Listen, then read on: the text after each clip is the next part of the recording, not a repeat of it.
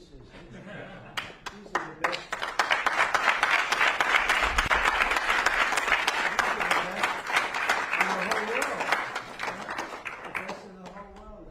The whole group, huh? What a wonderful culture and what a wonderful group of people. Thank you very much for coming. It's really nice. Thank you. Come on, I'll slide over here if I can.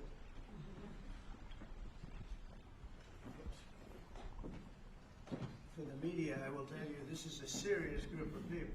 All right? That's great. Thank you very much. Look at all of it. Wow, look at the people. It's seriously the biggest business people anywhere in the world, so I think it's a great tribute. Whatever they're teaching you well, right? Thank you very much. You're welcome to the White House as we celebrate Diwali, because they said there has to be a very heavy emphasis on the V, Diwali, the beautiful Hindu festival of lights, and that's what it is. It's a great festival and it's amazing people. I'm pleased to be joined by the Director of the National Intelligence and a woman that's done a fantastic job, Tulsi Gabbard, wherever you may be, Tulsi. Hi, Tulsi. FBI Director Kash Patel, who's really hitting his stride. Kash, where's Kash? Right. He's hitting his stride. That's the way we like it. Assistant Attorney General Harmeet Dillon. Harmeet? Right here, sir. Hi, Harmeet.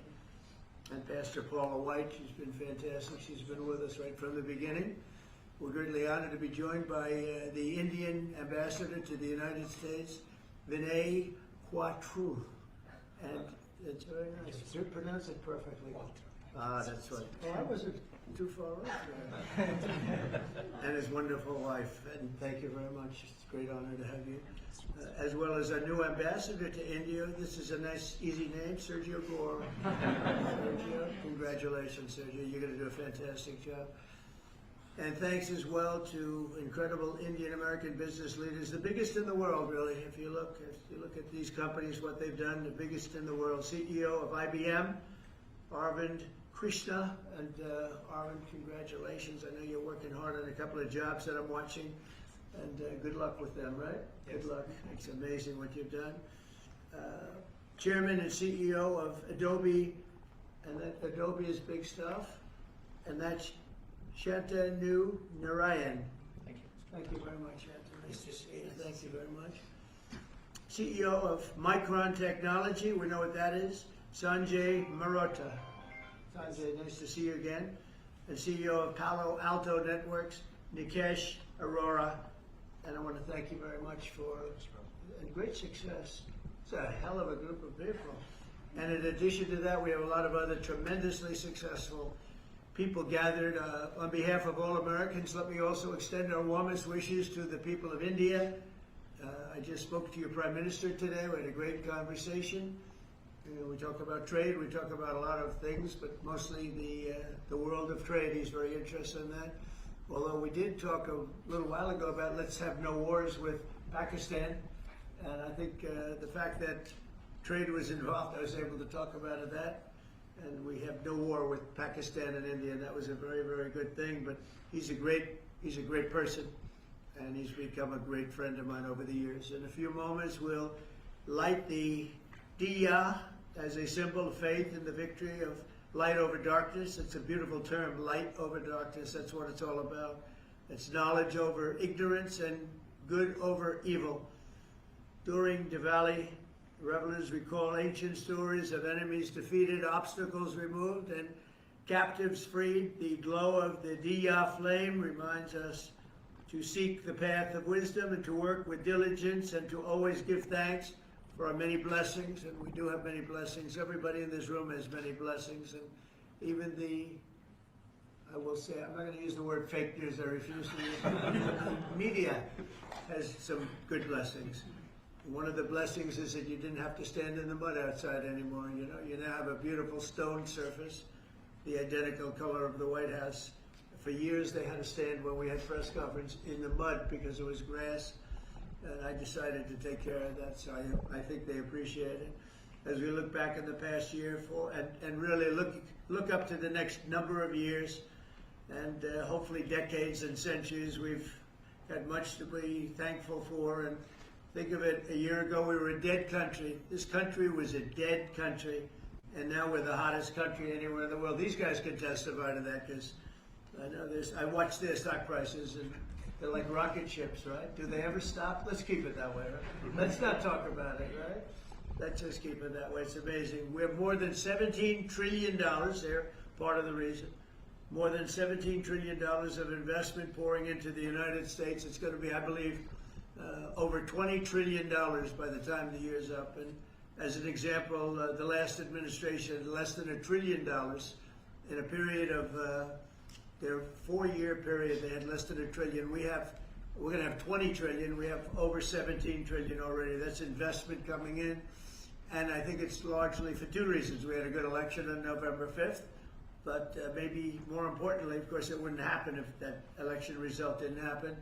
I think much more importantly, we have tariffs that you build in the United States, you don't have a tariff to pay. You build outside and you have to pay a tariff. And we're taking in money at a level that no other country has ever seen. There's never been a country, I don't think, fellas, you agree with that? There's never been a country with an investment in less than a year, actually to be exact, less than 9 months, of $17 trillion, right? And I know you're all participating, aren't you, huh? So that's really good stuff. The economy is roaring, the incomes are rising, and small business confidence is at the highest level in over a decade. So the confidence levels, which they do, which means something, they think over the last 10 years, I don't think they go beyond that. We have the highest level of confidence in our economy. Gasoline prices are way down. Grocery prices are way down. Energy prices are way down. Mortgage rates are down. We have a real stiff at the Federal Reserve. I can't help that. But he's going to be leaving soon. And inflation has been defeated. But even though his rates are too high, the economy has been amazing. Our border is secure, totally secure. We had nobody in the last 4 months coming through illegally, which is actually hard to believe because, they give me those numbers, but essentially it would be just about nobody. They actually say zero. That's actually hard to believe you have zero when you had millions pouring across a year and a half ago, 2 years ago, but we have it down to practically nobody. And they are coming in, but they're coming in legally. And we're forging peace all over the world. We're putting America first. We're getting everybody to sort of get along. And I just got a call from the Middle East. We're doing very well there. We have many, many countries, as you know, signed on to peace in the Middle East, and nobody thought they'd ever see that happening. The Hamas situation, where they're pretty violent people, I would say, that we could put that out in 2 minutes. We're giving them a chance. They agreed that they'd be very good, very straight. They wouldn't be killing people, and they have killed people. That wasn't the deal we made, but if they don't honor the deal, they'll be taken care of very quickly, but I'd rather not have to do that. But we have total peace in the Middle East. We have levels of friendship with everybody, and every countries that hated each other now love each other. Nobody ever saw anything like it. I think you guys are pretty surprised over here, right? You're surprised, but a lot of people are surprised. Are you guys surprised? Peace in the Middle East. You've been hearing about it for as long as you've been alive, and it's been a lot longer than that. You're still pretty young, but we have peace in the Middle East, and so as we light the Diya, we look forward to a new year and a greater peace and a greater everything for all of us. And we want tremendous success, tremendous health. We're doing a lot of things in the world of health, and the autism situation is just crazy when you think of it. And you go back 20 years, it was 1 in 20,000, and now it's 1 in 12. Is that hard to believe? When I hear that number, it's not even believable. And we think we're onto it. Bobby is doing a great job, and Dr. Oz, all of them, they're really working hard. Nobody's ever seen anything like that. And it's been a very important factor for me. I just say you got to focus on that. We think we have a lot of the answers. We've announced a lot of the answers, actually. But we're looking at many things. We've made tremendous progress. And maybe the thing we've done the best on is prices for our drugs. We have favored nations now, where other nations, as you know, were paying a small fraction of what we were paying. And this was for many, many years this was happening. This was set up 30 years ago where we were paying 10 times more, 12 times more, 5 times more, always tremendous numbers more. And I said, we're not doing that anymore.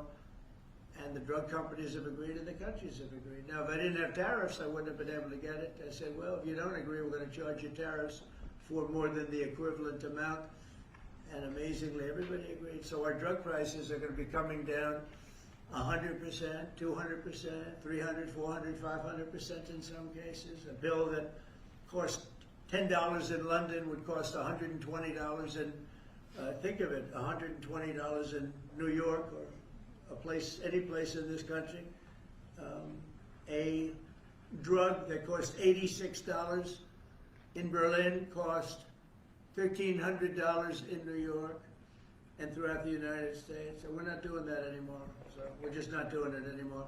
So I just want to, and I think that's going to be huge for our anything, Medicaid, Medicare, Social Security, anything having to do with health, because the drug prices are going to be coming down. And I tell the story of my last administration, my 4th year. I was so honored because I brought drug prices down. The first time in 28 years, prices were brought down by a certain amount. I'll tell you what the amount was in a second, but by a certain amount. And so at the beginning of the year to the end of the year, I actually brought them down. First time in 28 years that happened. And the number was 1/8 of 1%. That's all I say. But I was proud because first time it ever happened. And now I'm bringing prices down 600%, 700%, 900%, 200%. So I can't believe I actually had a news conference to celebrate 1/8 and 1/4 of 1%. But that was, you learned, right? Yeah. So we're doing, and you guys know more about favored nations than anybody. So we're going favored nations, we're demanding it, and we've got it. And as you know, we had Pfizer, we had the big companies, they were all agreed or close to agreeing, but the countries have agreed to. Actually, the countries would be generally more difficult. If we didn't have the power of tariffs, they wouldn't have agreed. They would have said, nope, you got to pay 10 times more than we're paying. We were paying 10 and 12 times more than other countries for the exact same pill made in the exact same lab or factory. So it's an amazing thing. I think it's an absolute game changer. Nobody's ever even heard of a thing like that. And you'll see the results over the next year, year and a half, and I think it's great. So I'd like to ask a person who's really been fantastic. We'll ask a few of the people to say a few words. You're on international television, so don't get nervous. Cash, would you say a few words, please? You've done a fantastic job. Well, thank you, Mr. President. It's an honor to be a first-generation Indian American whose parents lawfully immigrated to this country.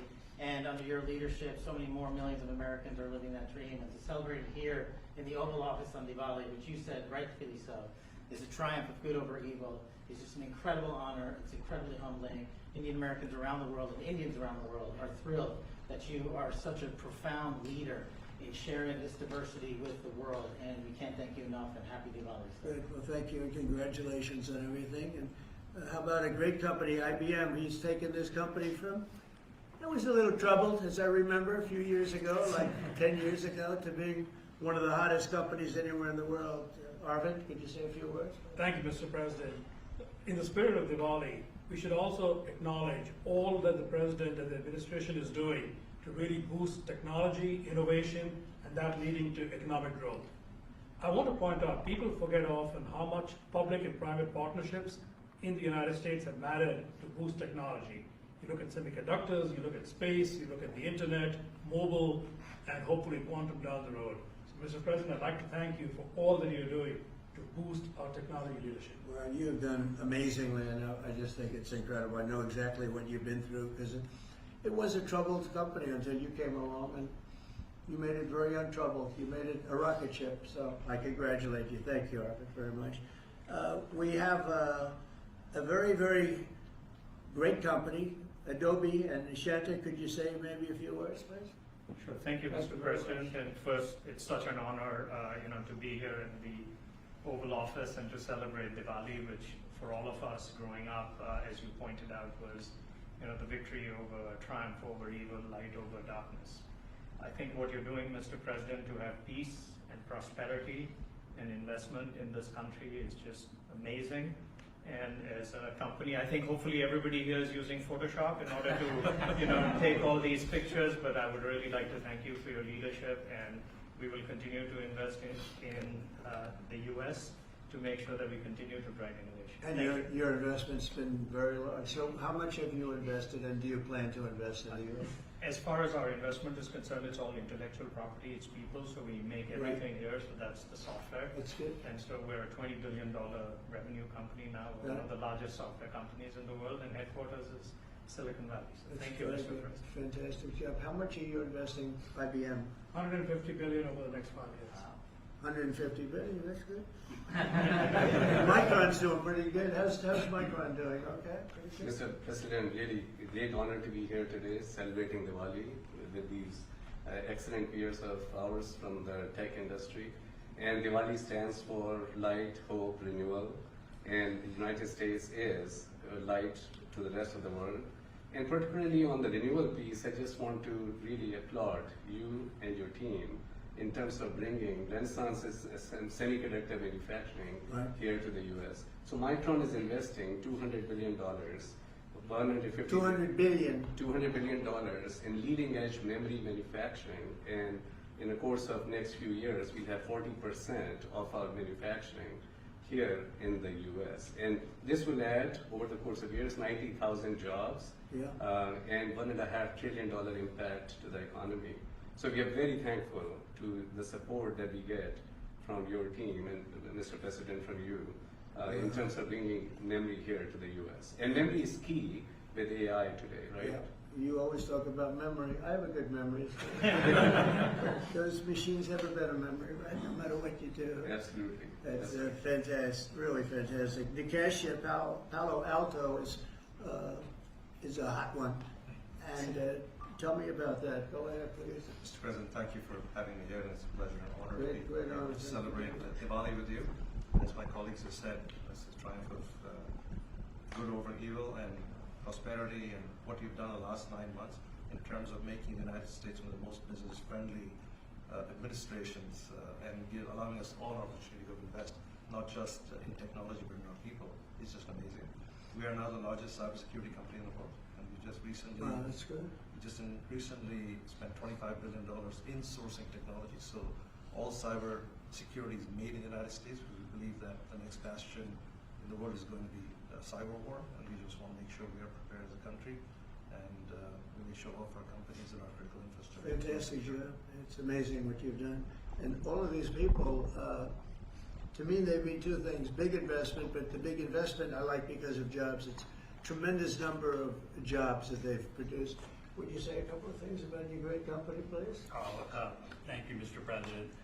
I'm with Stone Point Capital, private equity, which I'm sure you know, and we just raised a new $11.5 billion fund, and we obviously invest very heavily in financial services technology, and so it's actually an honor to be here in the Oval Office with you, and as a fellow Wingfoot member too, I've always it's always a pleasure to be with you, and I got to tell you, you're the best president that I've ever seen, and we're so proud of you. Thank you very much. I'm glad I asked him to say that. Would you like to say something about the great job you're doing? Right here. Anybody back here? These are all incredible people that everybody looks, in the business world, everybody looks up to them. Please, go ahead. Would you like to say something? Thank you for Go your ahead, leadership. please. Thank you for your leadership. I love that. I love this. I didn't ask him. I'm running a tech business for Thank you. 21 years. We build products on AI and machine learning. Thank you, Mr. President. And it's going great, right? Yes. Good. How about over here? We have some very unshy people. Harmeet, how about saying a few words? Well, thank you, Mr. President. It's a tremendous honor to have supported you 3 times and been part of your administration. And on this day of Diwali, I say on behalf of the United States Department of Justice that the message of the triumph of good over evil and knowledge over ignorance and justice over injustice is something that your administration is personifying, and it's a tremendous honor to be part of it, and thank you very much for including us here today. But then you're at the DOJ and doing a fantastic job. I Thank you, hear sir. her. That's right. She's doing a good job, Cash, right? She's doing And outstanding. Tulsi, we know, is doing a good job. What do you think, Tulsi? Yes, sir. Thank you very much. You are doing today what you have done throughout your time in service, is bringing people together from all across the country and all different backgrounds. And this day is, of course, very special to so many of us, because while it is the celebration of hope and light and renewal, we can never forget that the source of that hope, light, and renewal comes from God's love for every single one of us. And so today we celebrate God, His love, and the blessings that He has shared with all of us. Oh, fantastic. Thank you all very much. Anybody like to say anything? Would you like to say something, please? Mr. President, let me start first of all by expressing a deep sense of gratitude for opening up White House, Oval Office, your home, to mark Diwali. It's a festival of lights which is celebrated by over 1/5 of humanity. And as Cash said, you are showcasing the strength of diversity through this celebration. So it's truly a great honor. Thank you very much for that. May I also, on behalf of my Prime Minister and my own behalf, wish you and your loved one very, very happy Diwali greetings, particularly to over 5 million strong Indian diaspora in the US. That's right. And may I close by making a wish, which is normally we do for Diwali. We wish that the light of Diwali continues to shine on your success and on the strength of India-US partnership. Thank you very much. Spoke to him today. He's doing well. And your country is doing very well, you know that. Thank you, Mr. President. So we're supposed to light something, but I thought maybe because he's had such an outstanding year, I'm going to ask Arvind to maybe do the honors. Can you handle it for me, Arvind? I think you might do a better job than me. So if you could take care of that, it'd be great.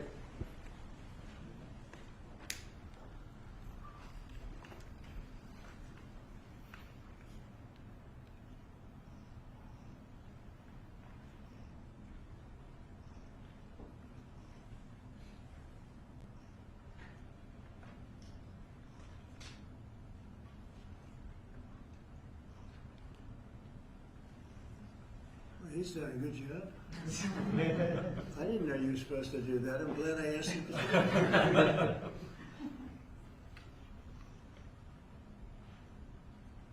Would you like to come to the light? Yeah, if you want.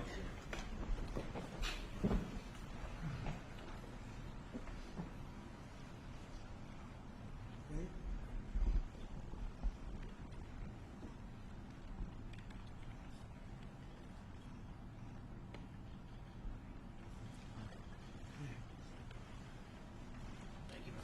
Thank you all. Thank you all.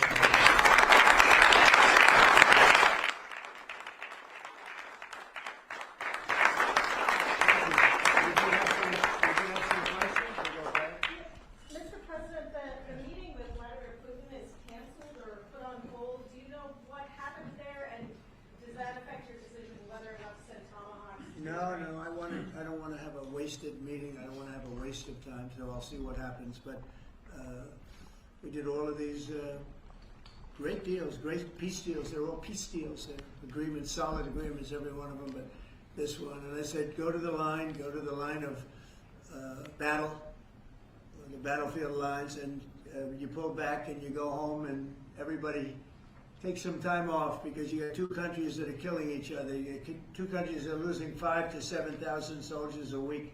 So we'll see what happens. It's we haven't made a determination. I'm asking the Justice Department to look into the federal investigations into you and look for compensation, and how much are you asking for? Who's asking for what? Are you asking the Justice Department to pay Whose you compensation Whose for compensation? your federal investigations into you?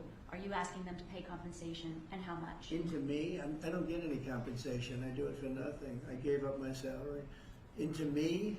No, it's going to be the Justice Department. Are you asking them to pay you compensation for the federal investigations that happened to you? And how much are you asking well, for? I guess they probably owe me a lot of money for that. Probably, yeah, that's true. That's very interesting. No, I get no salary.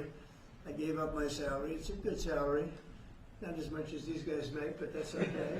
It's a lot of money. And I don't, as you know, I didn't take it in the first 4 years. I'm not taking it in these 4 years either. But as far as all of the litigation and everything that's been involved, yeah, they probably owe me a lot of money. But if I get money from our country, I'll do something nice with it, like give it to charity or give it to the White House where we restore the White House. And we're doing a great job in the White House. As you know, the ballroom is under construction. It's going to be, they've been trying to get it for 150 years, and it's really, I think it's going to be fantastic. But we'll see what happens. I mean, we have numerous cases having to do with the fraud of the election, the 2020 election, and because of everything that we found out, I guess they owe me a lot of money, but I'm not looking for money. I'm looking for really, I think it's got to be handled in a proper way. If it's not handled in a proper way, we don't want it to happen again. We can never let what happened in the 2020 election happen again. We just can't let that happen. And so the way we go, I know Keisha's working on it, everybody's working on it, and certainly Tulsi's working on it. We can't let that happen again to our country. Look at what's happened where you have millions of people being allowed to come into our country, all because of a crooked election, where they come from prisons, they come from jails, they come from mental institutions and insane asylums, they're drug dealers. The people that they've allowed to come into our country, we cleaned them out in Washington, D.C. We have a very safe capital right now. We have a capital that's as safe as it can be. But I don't know. I mean, you'd have to ask the lawyers about that. Mr. President, what did you hear from the Kremlin, Mr. President? A comment and a question, please, for you. First of all, you have just 1 billion plus hearts around the globe, including in India, by celebrating the Diwali in the White House right here. And my other comment is, Mr. President, I like his question already. In February, you and the White House staff gave a warm welcome to the Prime Minister of India, Mr. Narendra Modi. And after that, I decided to make a short trip to India for you, how popular you are in India. And I went there in a holiest also festival there. Millions of people were there. And also Prime Minister Narendra Modi was addressing a media event, 5,000 people. I was one of them there listening to him. And when I went to several states in India, what I found out, Mr. President, 3 people are most popular there. Prime Minister Narendra Modi, President Donald Trump, Mr. Kash Patel, and also with the surprise, our White House Press Secretary, Carolyn Levitt. She's doing good. She is doing good. She's popular. Superstar. And Mr. President, my question is, you had a great relationship with the people of India when you visited India, and with the Prime Minister of India, Narendra Modi, and also with the Indian American community. Where do we stand today, all those relations from 45 to 47 in the future, Mr. President? Please, thank you. Well, we stand great, and the people of India, I love the people of India, and we're working on some great deals between our countries. I spoke to Prime Minister Modi today, as I mentioned before, and we just have a very good relationship. And he's not going to buy much oil from Russia. He wants to see that war end as much as I do. He wants to see the war end with Russia, Ukraine. And as you know, they're not going to be buying too much oil. So they've cut it way back, and they're continuing to cut it way back. Mr. President, Yeah, an appeals court recently ruled that you can send the National Guard into Portland, Oregon. Do you feel unfettered to send the National Guard into whatever city you want now? Well, I guess that was the decision. I can send the National Guard if I see problems. I looked at Portland over the weekend. The place is burning down, just burning down. We weren't there. We didn't spend much time there because we were waiting for that decision. But the court, maybe that influenced the court. But you look at a place like Portland, it's ridiculous when they say that there's no problem. The place was on fire over the weekend. But we won the case in Court of Appeals. I think it was the Ninth Circuit, so that's pretty good. And a very strong opinion that we have the right to use the National Guard. You would think that would be common sense. We have the right to use the National Guard to put out trouble. Well, that's how I got elected. one of the reasons I got elected. Mr. President, what changed your mind after talking to Vladimir Putin between then and now? Why did you think that a Budapest summit might be wasted time? Well, I didn't say anything. I didn't say it would, and you never know what's going to happen. But a lot of things are happening on that front, on the war front with Ukraine and Russia. And we'll be notifying you over the next 2 days as to what we're doing. Did you hear But something? a lot of things are happening. Did you hear something from I the think we're going president? to get it solved. Yeah, please. Mr. President, on Ukraine, do you still see a chance for a ceasefire? And what is Say it Putin again. asking for? What? Do you still see a chance for a ceasefire? And what is I do. Putin Yeah, asking for? I do. It's a vicious war. It doesn't really affect us. We sell equipment to them. We sell equipment to NATO, and NATO gives it to Ukraine, but we don't pay anything anymore. Biden spent $350 billion. The war would have never happened if I were president. Would have never, not even a million years. And Putin knows that too. Would have never happened. But it did happen, and I came in, and I have to see if I can put it out. But it doesn't affect us because we're not losing soldiers there. Although, when I first came in, that could have ended up, it's not going to happen, but it could have ended up in World War III. That was really out of control. So now it's they're shooting and they're killing people, and I think Putin wants it to end, and I think Zelensky wants it to end, and I think it's going to end. What is Mr. that? President, Is Mr. that President, that he reached President. out to you about meeting on the government shutdown? Will you meet with him before you leave for Asia on Friday? Well, I will actually. I'd love to meet with them. I just want them to open up the country first. You know, the country is so hot right now, and they've never voted against, continuation. They've never voted against. They've never done that. They're doing this because they have Trump derangement syndrome. But I would love to meet. I would like to meet with both of them. But I set one little caveat. I will only meet if they let the country open. They have to let the country open. The people want to go back to work. They want to be served. They need the services of some people, and a lot of people need the money, the payroll. So I'll do it as soon as they open up the country. I'd like to meet. So them. you won't meet with them, just to be clear, you won't meet with them until the government's open. The government has to be open, yeah. The government has to be Mr. open. You know how long it would take for them to do that? Just say, okay, government's open, that's it. There is nothing. How long They're do you not think negotiating. What they're doing is saying they lost the negotiation when we got the great big beautiful deal done. They lost that negotiation. Now they're saying, well, we want to get some of the things we lost. But the problem is the things they lost are very bad for our country. We don't want to have people come over from all over the world, from prisons and all, and have them have their health care paid for. We want to take care of people that are American citizens and all. So they want $1.5 trillion of money to be wasted and jeopardize the health care of other people. We're not going to do that. So I would love to meet with them. We want the country open first. Mr. President, a new poll shows that if Curtis Sliwa dropped out of the New York mayoral race, then Andrew Cuomo would only trail Mondani by 4 points. Would you call Curtis Sliwa to drop out of the race so that can happen?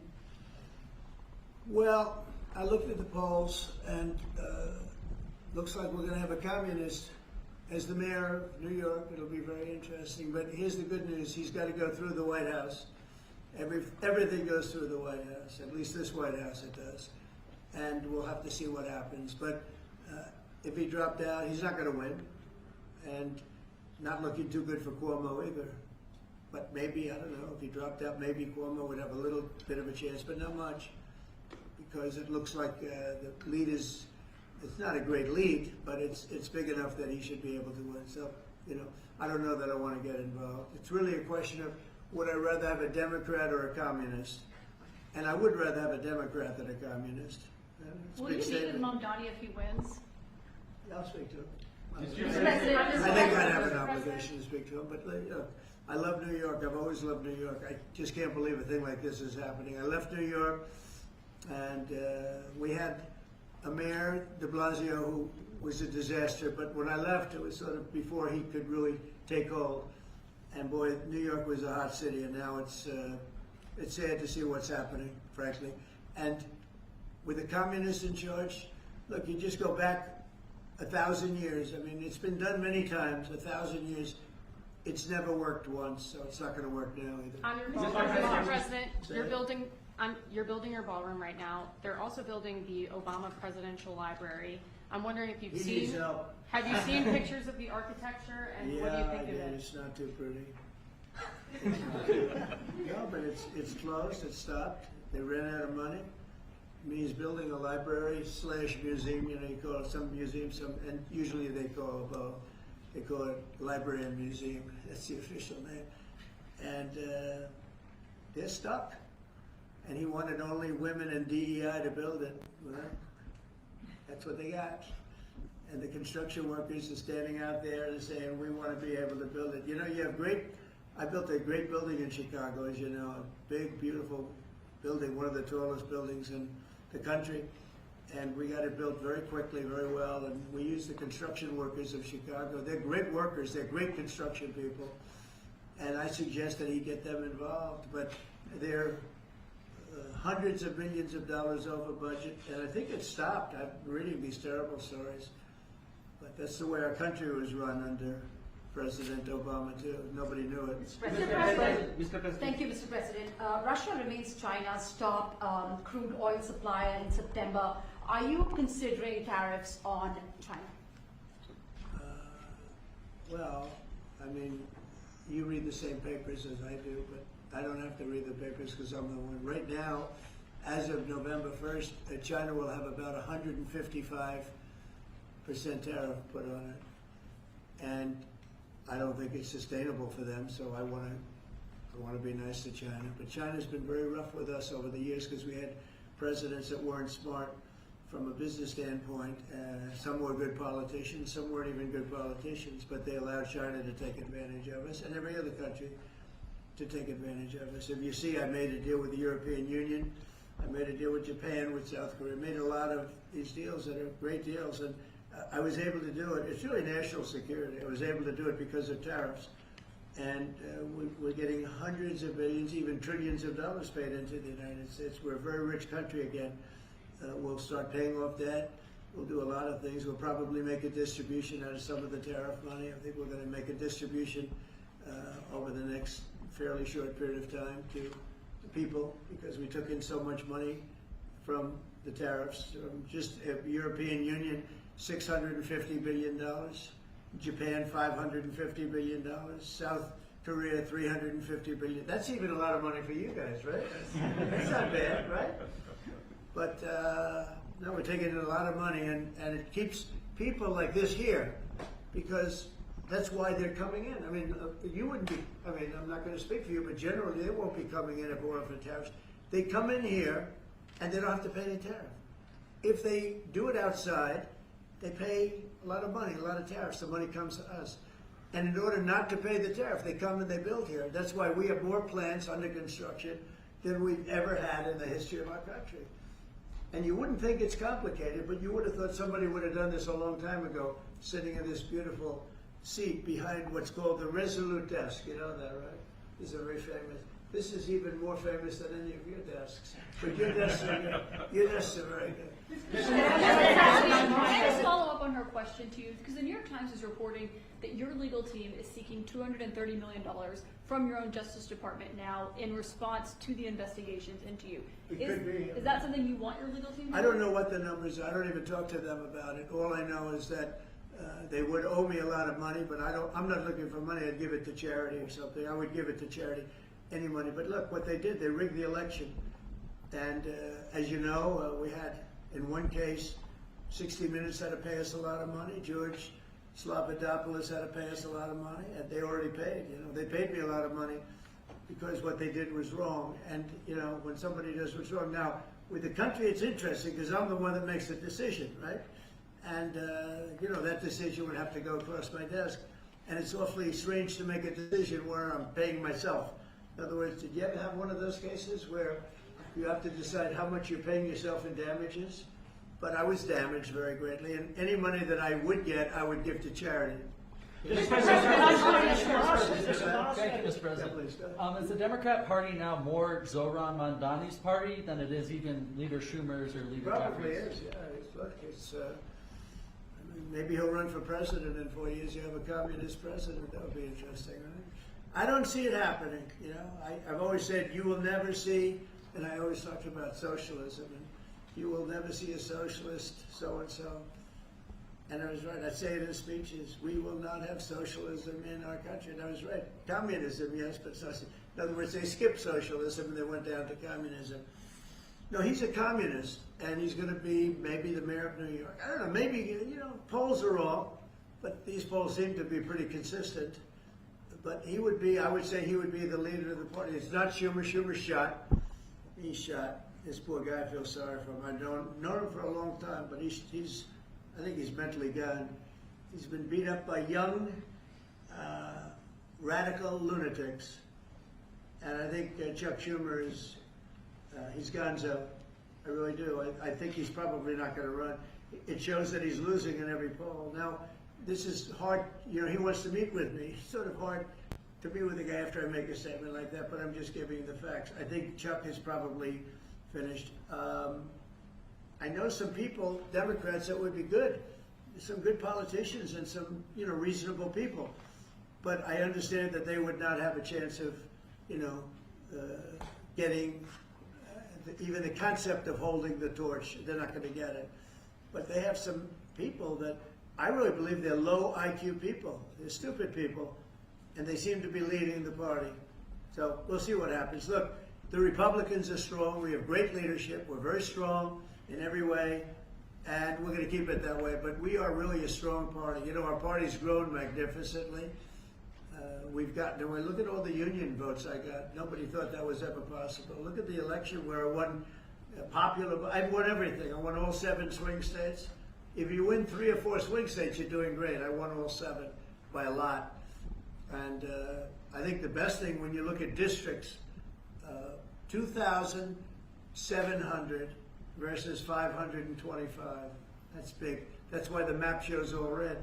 So we won in a tremendous landslide, and that's because people like our policy. I guess they like me, but they like my policies. Strong borders, good education, low taxes. In the great big beautiful bill, we got the biggest tax cut in history. Not only no tax on tips, no tax on Social Security, no tax on overtime, we got the biggest tax cut in the history of our country in the bill that we just approved. And I think people see that and they like it, and that's why we're doing well, but they are not. They do not have leadership. Thank you very much, everybody. Thank you, guys. Thank you very much. Thank you, guys.